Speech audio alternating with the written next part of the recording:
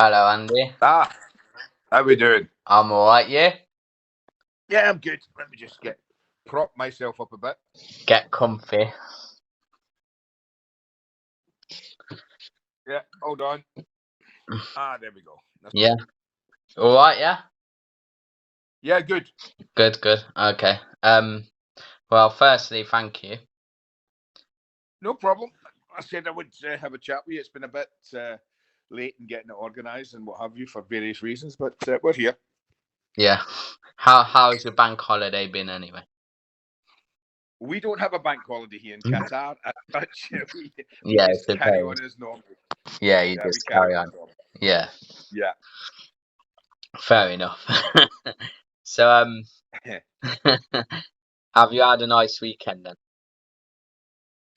We've had a busy weekend, obviously. Football season's back in full swing, and we've had some very interesting games and an interesting start to the season, shall I say, for a lot of clubs. Some good, some not so good. Yeah, you enjoyed the Premier League so far? Yeah, I think it's been good in respect that there isn't. I mean, although Man City and have done well and Arsenal have done well, they're not. Liverpool have toiled a bit. Man City have got there just Yeah. for various reasons. Arsenal have started well, but haven't really played anybody. So yeah, I think it's been a good start to the season. I would say that. Yeah, I'd agree. To be fair, probably shouldn't say it out loud, but I do watch streams with you on, so which is good. Oh, you can't say that out loud now. You'll be getting in trouble. You will. You say things like that. Yeah, but I missed the days with you on it, to be fair. So after I'll see you on Bein Sports, which is good enough for me. Oh well, we do our best. We do our best. We Yeah. crack on. So firstly, I just wanted to speak about your time at Villa. So um obviously you had two stints at Villa, but your Mm-hmm. first. Well, really, I had 3 stints at Villa: 2 as a player and 1 as a coach. Yeah, So yeah, true. Yeah. yeah. But we start with the player bit. So obviously you're from Scotland. You played for Dundee United, your first pro career. How was it going from Dundee to Villa? Was you like, what for you was because obviously you're a Scottish lad. What Mm-hmm. was the move like for you? It was exciting. Would be first and foremost. I was only 19. Was I 19? Yeah, I was only. Yeah, I was 19. So it was scary, exciting. It was what in those days pretty much every Scottish footballer who was regarded as being half decent. It was a natural progression until the world expanded. I mean, you can go and play anywhere. But in those days, if you were very good as a Scot, then invariably you ended up south of the border at one of the clubs.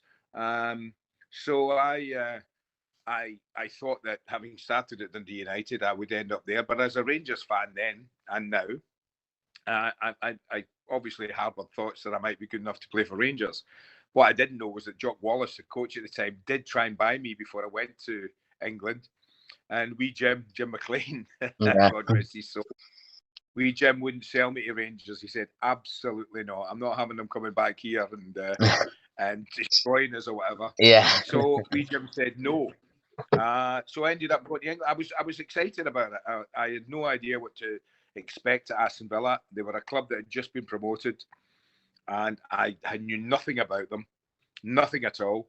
I knew very little about Birmingham, so I was going into a strange new world with a huge ambition and a lot of hope, and that was how I ended up there. yeah. Well, can't complain playing for the claret and blue for sure. No, that's for sure. Yeah. Whereabout did you live in Birmingham when you moved there? Well, the first 3 months I lived in Penn's Hall Hotel for the first Oh, 3 months when I was there because and John Burridge, who had signed, I think about 2 days, a day or 2 days before me, because the game that weekend was a local derby. It was Birmingham City. Was the first game I saw. Yeah. Budgie played. I think he made his debut. So Budgie and I stayed in the Pensole Hotel for about 3 months, and then I moved to Four Oaks out that way, and stayed pretty much in that area while I was at Villa. I lived just off the Tamworth Road as well.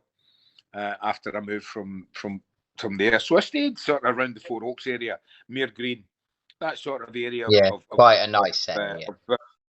of Sutton Coldfield, and I enjoyed it. Enjoyed it there. It was a really nice place to live and grow up. Really. Yeah, it is a nice area, Sutton Coldfield and Four Oaks around that part. The last place I lived was in Erdington, so that No, Erdington very well. a bit of a dive now. I don't know. There used to be a lovely wine bar in Erdington. What was it called?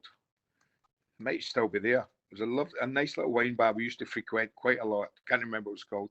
Just down the Chester Road and into the right as you go past. Is it the Tyburn House? Yeah, down. Yeah.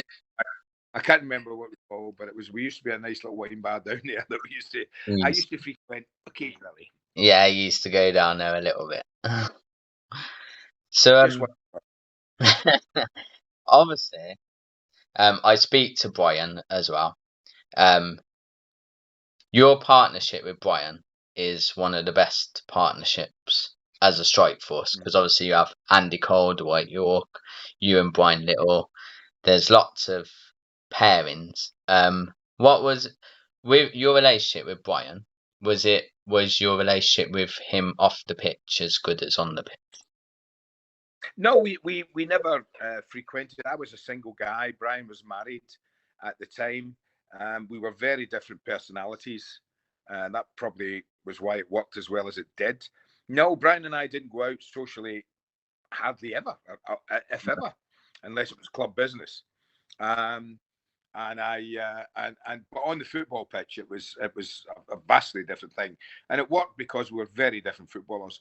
I mean, Brian had more skill in his little finger, and I had my whole body. Yeah. I mean, he could do things with a football that I could only dream of doing. But then again, I could do things he couldn't do, and that's why it worked.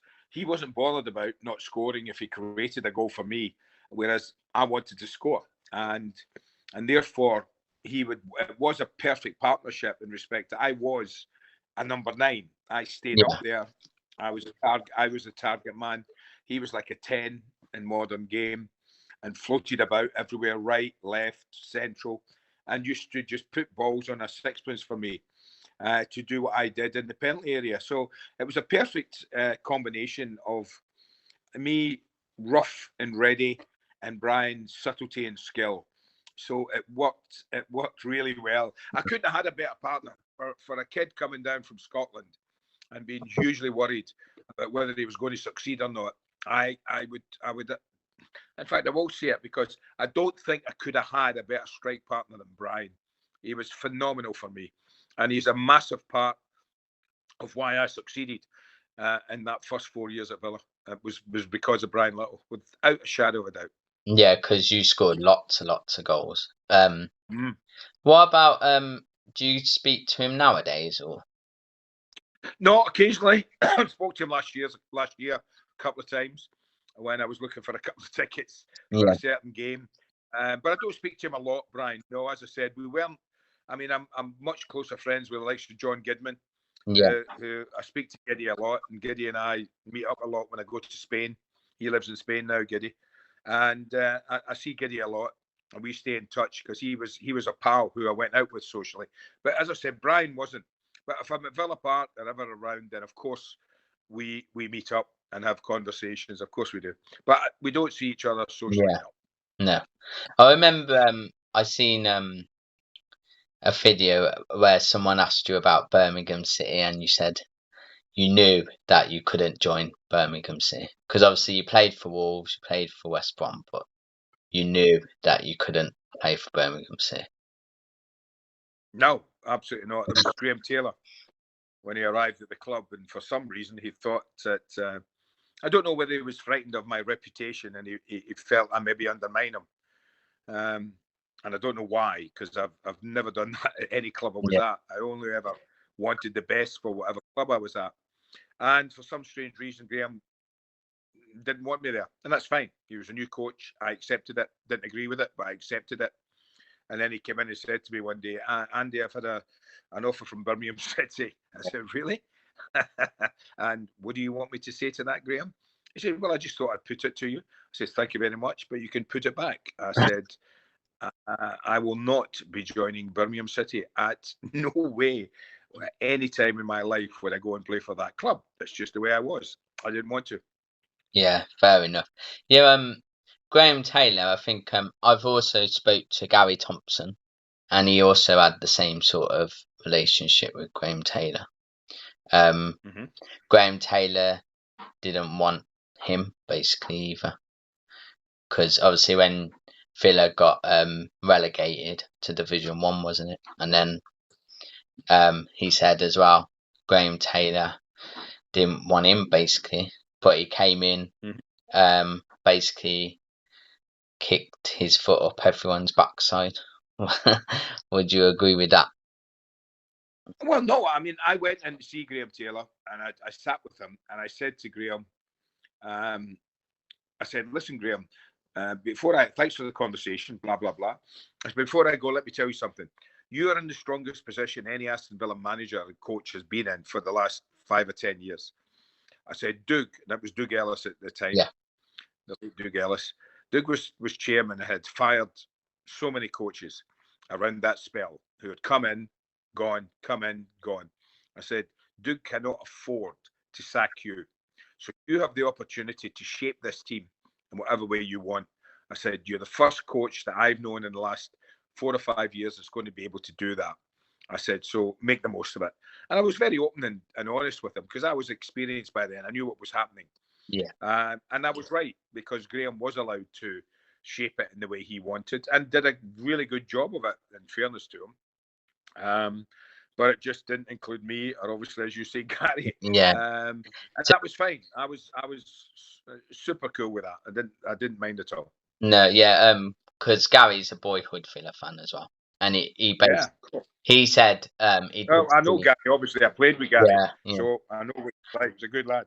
yeah. He said he's seen Graham so many years later, and that basically he was fine, and that their relationship was all right in the end. Yeah. So, No reason why. No reason why it shouldn't be. Absolutely. yeah, suppose you have to be professionals, don't you? So, Listen, it's that kind of game. One yeah, coach likes to look at you, another coach might not. That's how football works, and it's never going to change. You know, all these clubs that get new managers in the close season, players, some that have never had a look in suddenly start playing. Some who have been in the team suddenly can't get a game, and that's the way football evolves. That's the way it's shaped, and we, as a footballer, you have to accept that and yeah, hope that when the coach comes in, he likes you. But yeah. in my case, Graham thought otherwise. Yeah. Who was your career for Villa? Which player do you think was the best player to play alongside? Well, we had a really good team in those days. I mean, obviously the team that won the European Cup was a really good team, but you know, I might be a little biased, but I would suggest that ours was equally as good, if not fractionally better. A lot of Villa fans might not agree with me, but it's purely a personal view of it. We had some amazing players and a really good team. You know, obviously Brian, we've talked about Johnny Yeah, Gidman, who, if he was playing in the modern day Giddy, he would be Trent Alexander-Arnold. He was that good. He was that good. Jimmy Rimmer, who went on to win the yeah, European Cup, was our goal at the last part of my gig there. You know, we had Gordon Cowans was just beginning to, you know, spread his wings and start to influence games. Alex Cropley, who I played with, was just a phenomenal player. Dennis Mortimer, we got from Coventry, the beginning of his career in that midfield as well. So John Dean, Dixie, was a terrific footballer. We had amazing footballers in that team, really good players. Ken McNaught, who we bought after the cup final, the League Cup final from yeah, Everton. Terrific. Alan Evans. You know, really, we had a top team there that really, well, it did go on to win. Most of them, Yeah. a lot of them did go on and win the European Cup and the league, but that didn't surprise me because I knew it was capable of that. But there's too many there to say who was the best. They were all very good at what they did. I would Yeah. say that much. Yeah. Obviously, we had a lot of talent back then. We have a lot of talent now, but I don't know if are you allowed to speak about the current Villa team? I don't know if. Why not? I watched them yesterday.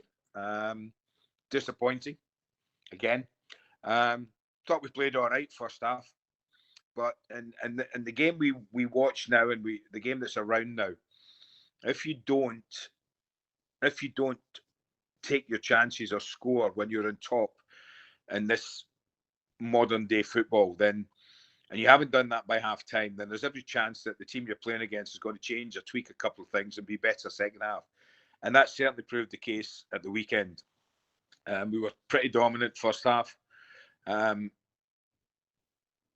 weren't great at the last third of the pitch. We don't create enough, I don't think, at the moment. We're not scoring enough. That's obvious at the moment. But then second half, I thought David Moyes did ever so well. Changed the shape of his team, put more energy and urgency into them.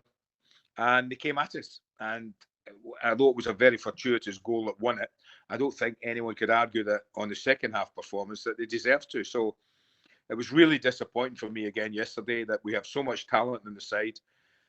Oh, we've certainly spent so much money, or Yeah. Stephen has spent, or been allowed to spend so much money to shape the team I think his it's way. 48 million. I think he spent this summer. I think.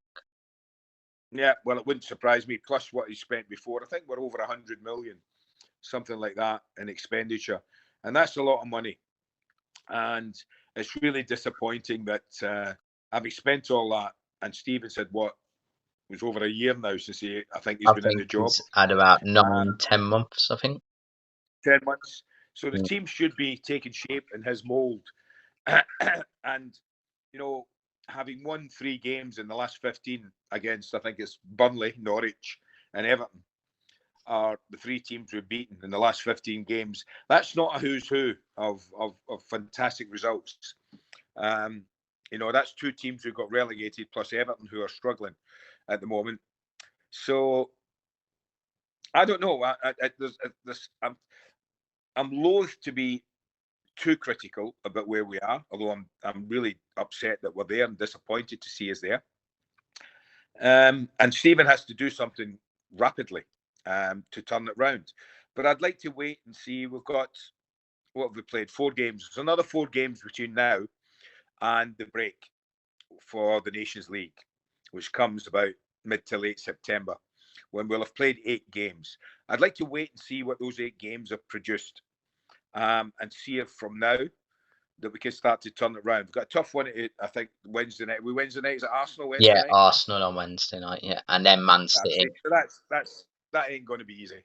No. And but it's the kind of game that might just kickstart our season, because as we saw at the weekend, Arsenal against Fulham, they're not exactly what you would say killing teams and absolutely bowling them over. They got a very scrappy 2-1 against Fulham.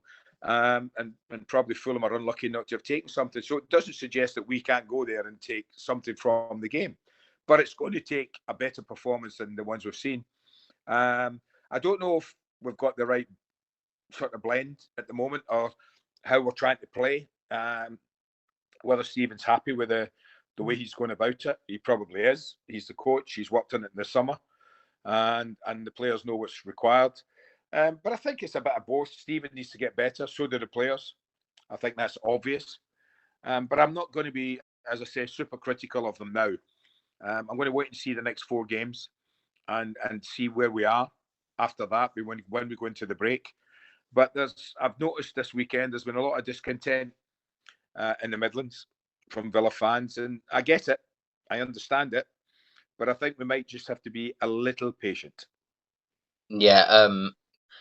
I think one of the scary things is the 16th of September we're playing Southampton at home, and obviously it was Southampton when Dean Smith got his marching orders, so it's a bit a bit scary from that Don't point. worry. No, don't worry. No, that's just obviously just before the break as well. Yeah, Yeah, no, there are games coming up where we need to start taking some points, and we need to start showing that we can. Danny Ings and people like that need to start scoring some goals. Danny's been, I'm sure he's been as disappointed as I have. Thought it was a terrific signing when we got him in, but he hasn't been able to produce the numbers that he had previously at other clubs he's been at, which has been disappointing. And I think everybody needs to chip in with a few goals. We haven't really had enough goals from anybody in the team. But Ollie Watkins as well. Yes, he's willing, he's able, he's keen, he runs about, he threatens people, but his numbers have got to rise. When you're playing at Aston Villa and you're playing for a team that has designs on top six, then you've got to be producing numbers. And I don't think any of the players are producing numbers that are good enough right now. no. Do you think it's more to do with creativity though? Because like Danny Ings, as you said, he's always been a goal scorer Yeah, at no, every I club mean, he's been think been at. I think we had enough opportunities. Listen, it's always to do with creativity, but we have creative players in the group, you know, um, and there's no reason why those players shouldn't. McGinn's a creative player. Millions on Coutinho to come in and create a bit. We've got creation in the wide areas, Leon Bailey, etc. Players like that. There's no reason why we shouldn't have creation. Jacob Ramsey, another one, good. With plenty of players who are capable of creating opportunities. We just haven't taken enough of them. But as I say, it's easy to damn people early in the season, and I'm not going to be one of those. I mean, Manchester United were in all sorts of trouble a week ago. Suddenly win 2 games in a week, and Yeah, suddenly everything's rosy in the garden. I look at Arsenal under Mikel Arteta, who this time last year was sitting bottom of the league, having played 3 games and lost 3 games. So, and look where they are now, and look where yeah, Mikel Arteta is now. So we have to be careful and be balanced in our criticism. But I also understand that the owners are hugely ambitious, and the financial implications of going down are unacceptable for a club like Villa. So I just think we have to, Stephen has to steady the ship and then get us moving again. And I think we'll be okay. yeah, But okay is not good enough. I don't think the mm, owners want okay. mm, The owners want a bit better than that, and they're right to, because Villa's a massive club and always will be, and so it should be. But it has to start producing results to justify that tag of being, one of the big clubs in England. yeah. Because there's a lot of rumors going around like with unsettled players like Leon Bailey, his agent and his dad made some remarks yesterday or whatever, saying that if Ajax come in for Bailey, then he wants to go to Ajax, and because he's not Oh, being does he? paid, Does he really? Okay, apparently. all right. Does he really? Well, let me tell you. As far as I can see, Leon Bailey is signed for Aston Villa, and he has a contract with Aston Villa. So if Leon Bailey wants to go to Ajax, fine. I'll tell you who will make that decision: Stephen Gerrard, his coaching staff, and Aston Villa. And if they decide Leon Bailey needs to go in, we'll take the money, and he'll go. Then he'll go. But that's the sad world we live in the modern game, where players can dictate so powerfully about where they want to play and where they don't want to play, just because he's not getting a game. Well, I'll tell you what, I've got an idea, Leon. Start playing a bit better, and you might get a game a bit more often. So we shall wait and see. Listen, if you went to Ajax, would I be crying? No, I wouldn't. Sorry. No, um, I think the thing is as well, we don't have many wingers anyway, do we really? So No, no. Maybe that's the problem. I thought we did at one time have yeah, decent width, yeah. Now we don't. decent width, and we looked a threat. Yeah, but obviously Steven Gerrard wants to play slightly differently, with a narrower midfield, and maybe with the fullbacks providing the width, and that's fine. The fullbacks can, um, that's no problem at all, as long as you're organised and have the right system in place. So I don't think that, maybe that's the case. Maybe the players are still a little unsure of what they've been asked to do. I don't know, but I'm hoping things will change and start to change, and hopefully it will against Arsenal in midweek. Yeah, I think there's a lot of stick for John McGinn as well. Obviously he's got his Yeah, captaincy. Everyone thinks that was the wrong move, that he shouldn't have been given the captaincy, and it's one of those. Obviously, I've always liked John McGinn. He's one of those characters, probably really fun in the dressing room, isn't he? But is he a captain material? Listen. Villa fans pay too much attention to who's captain. It really doesn't matter in the modern game. A captain's armband is walking out first, tossing the coin, calling heads or tails. And okay, you might need him to give one or two a rollicking every now and again, but you don't need to be captain to do that. I did it all my life, and I was Yeah, never captain. Someone deserved the rollicking on the pitch. I gave him it, and I think the fact that John was made captain is a reflection on how important he's been for Villa over the last 2 or 3 years. He's arguably been our most consistent player. And yeah, players have dips in form. You can't play well all the time. You can't have great spells. You have dips for whatever reason. Whatever reason. You have dips in form, and maybe he's just having one of those. But he'll be back to his best soon, I'm hoping, because we've got plenty of midfield players there. I keep thinking about that.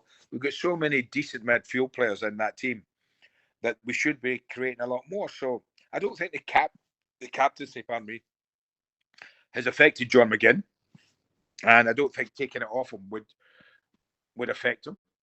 But as I've said, the captain in the modern game, it's not as important as it used to be, I have to say.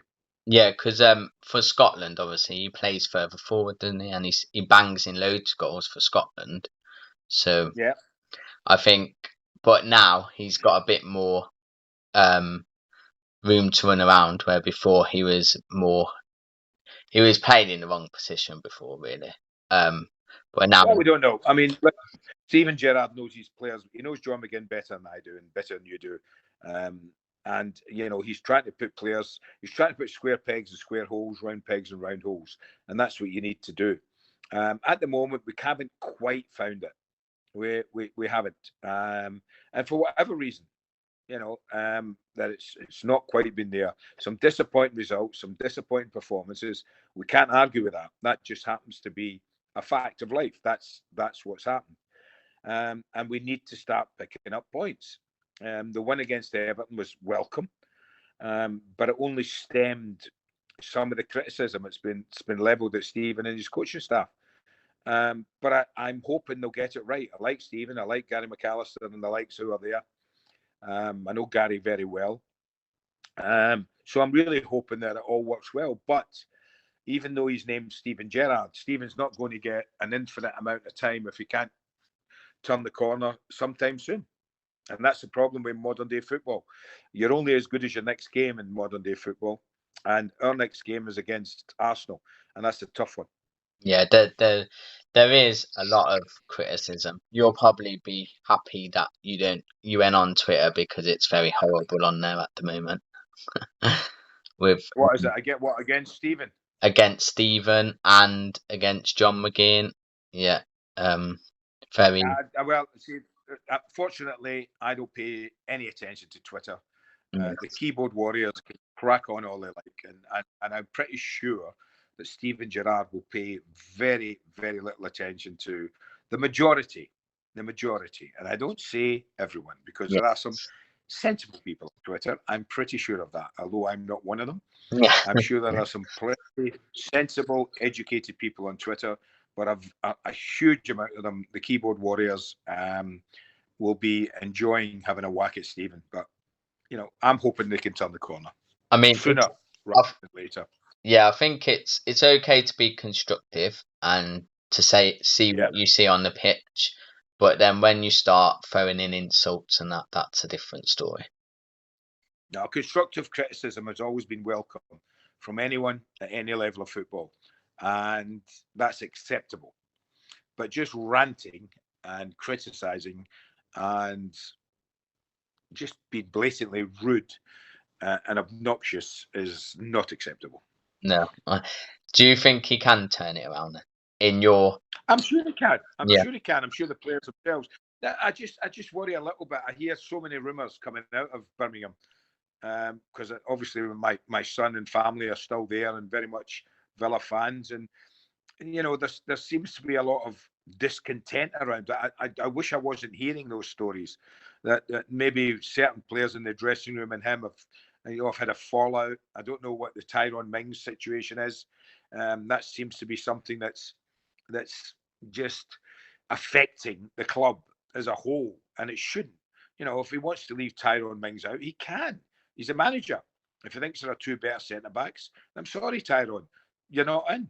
And I don't disagree with that, but there seems to be I don't know, there seems to be a swell of thought that some of the players are with him, some are against him, and that's not a great vision that I see. But I'm hoping that's not the case. I'm hoping that's just rumour, and that Gary Mack and Stephen can stabilize everything and then get us moving forward again. Because we are a team that should be not bottom six, but fixing in the top six. Yeah. Gerard said he wanted top 7, but so far it doesn't look like it. But there's plenty of time to turn it around. Hopefully you can. So let me tell you, there's 102 points still to go. Exactly. And how? I mean, if 102 points still to aim for. You imagine if we beat Arsenal on Wednesday, then we beat Man City, he'll be the best manager on the planet. When do you know what I mean? He will be. Listen, Stephen knows that if the two results go against him, then there will be a huge clamour from a lot of Villa fans that they need to change things. But I'm sorry, but the Arsenal team of now and the City team of now, even if Villa were top 5, doesn't guarantee them getting a result against those two.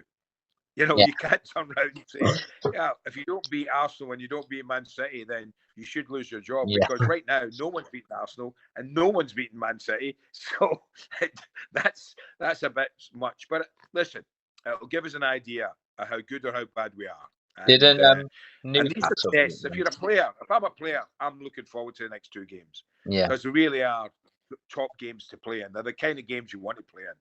And I'm hoping that the players reflect with their performances. Yeah. What about formation wise? Because I know he changes it. One time he'll have 2 number 10s and 1 up front, and then the next time he'll have the 2 up front, Watkins and Ings mainly. What do you listen? Whatever formations are something that's a coach's prerogative.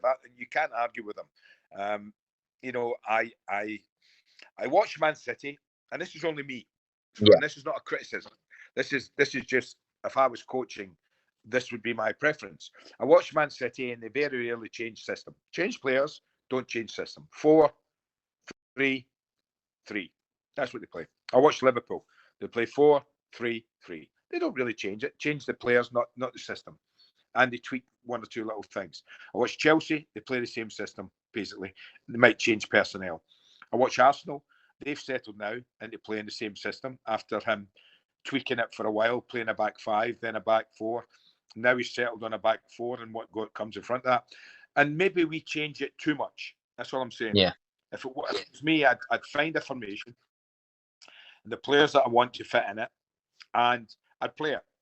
And you stick with it. And if you want to tweak some personnel, you do.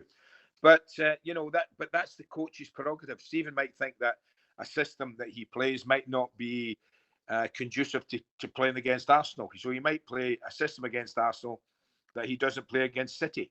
But that's his prerogative as a coach, and he will stand or fall by those decisions. He may be right, he may be wrong. But results, if at the end of the day, results will decide whether Stephen is in trouble or whether he's going to move up that table the way I hope they will do. And it's not all about systems. Players have got a huge responsibility themselves to perform whatever system they're asked to play in. So, I mean, I think it's a combination of both. But I'd like to see us pick a system and stick with it and then just see how we go. But that's only my thought. Yeah, there is something else that a lot of people say. He did well at Rangers, but there's only 2 teams in Scotland and all that jazz. And if Rangers were in the Premiership, there'd be rubbish and all this stuff. And I don't go along with that. Stephen did a fantastic job at Rangers, and won the title there. There's not a Rangers fan would say anything bad about that season. They obviously don't like the way he left and the circumstances he left Ibrox, but that's for another day. But as far as what he did at Ibrox, he was a terrific success there. And I thought that it was a really good move from Aston Villa at the time to persuade him to come and join. And I thought it'd be a huge success. I still think he can be. And he wouldn't be the first coach that's taken a bit of time. Pep Guardiola didn't have a great first season at Manchester City. Alex Ferguson took 5 years at Manchester United to actually get it right. Yeah, true. Stevens not going to get 5 years. That's the thing these days. You don't get it. So there are plenty of coaches who have struggled. I look at Brendan Rodgers, who's bottom of the league with Leicester.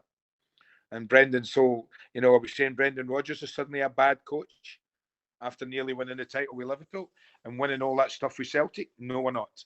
So there's a lot of people involved in it that make and break a team, and not just the coach, but the buck stops with the manager. That's what we do know. And so does Stephen. He's been in the game long enough to know that if he doesn't turn it round at Villa, then he could be in trouble. Yeah. So for you, this is more about your football career. What was your favourite spell? Was it, which team did you enjoy the most? Well, it's funny. It's funny because obviously when I came down as a 19-year-old, I had sort of 4 amazing years at Villa. When I was 19 upwards, I won the Young Player of the Year and Players Player of the Year. We were a vibrant, attacking, exciting side, and I had amazing times there.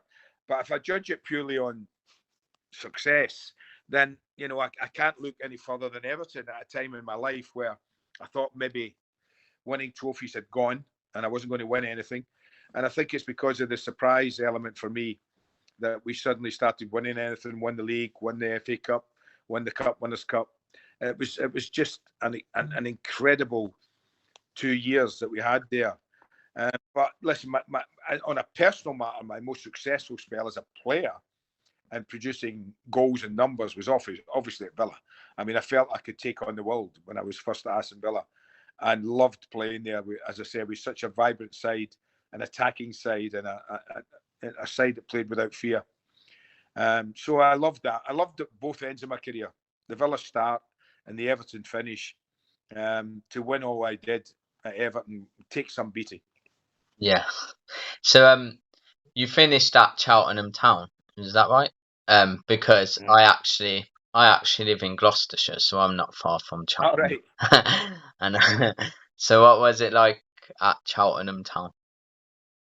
Well, it was one of these that I left Rangers in the summer, that summer previously, and I knew I was joining television, BSB as it was called then, but that wasn't till the following February. So I had, from the August till the following February, I had 6 months where I wasn't going to be doing anything. And a pal of mine, Jim Barron, who was with us at Villa, Jim was one of the coaches at Villa with Ron Atkins. Yeah. So Jim was at Cheltenham as coach, and he called me, and he knew I lived in the Worcester area. So he said to me, "What are you doing for the next 5 or 6 months?" I said, "Nothing really. I'm waiting to join the new television company, so I've nothing planned." And he said, "Well, come and play for me." He said it'd be brilliant for the city. It'd give us a huge lift, you coming to play. And I went. He said, "Come and train 2 nights a week with us, play on the weekend." He said it'll be great. And I said, "You know what? I'll do that." So I went and did that until the February the following year. And then sadly, before the season finished, I had to say to the guys, "Sorry guys, I've got to go. I've got my job has come up now." So I went and joined BSB. But that was good because Jim was a good lad and a good friend of mine. Yeah. How come so for you, when you joined the TV, was that just your football career? Was that you didn't have to give up? As you, well, I don't know. I did because my knee was knackered, for want of a better word. My right knee had 6 operations on it. So by the time I was, what was I then? 30. Yeah, I'd have been 33, 34. It was not, I've stood up to much scrutiny. And it's certainly, I wouldn't have got a club that I thought was that I wanted to play at. So the time to quit was the right time. It was perfect time for me. TV arrived absolutely at the right time for me to call it a day as a player. Yeah. But that was how it was. It was right. It was right then. And what about your coaching time at Villa? Did you enjoy that? Loved it. Yeah. Absolutely adored it. I loved going in. I loved working with the boys. I loved coaching. Big Ron was brilliant, genius. Loved it. Learned so much from him. Jim Barron again was a good pal as well there. So we had a fantastic time, and we built a really good side. I mean, so much so that the following year we almost won the title. I Yeah. wasn't there, of course. I had left, That was but against they came Man second. United, wasn't it? Yeah. Yeah.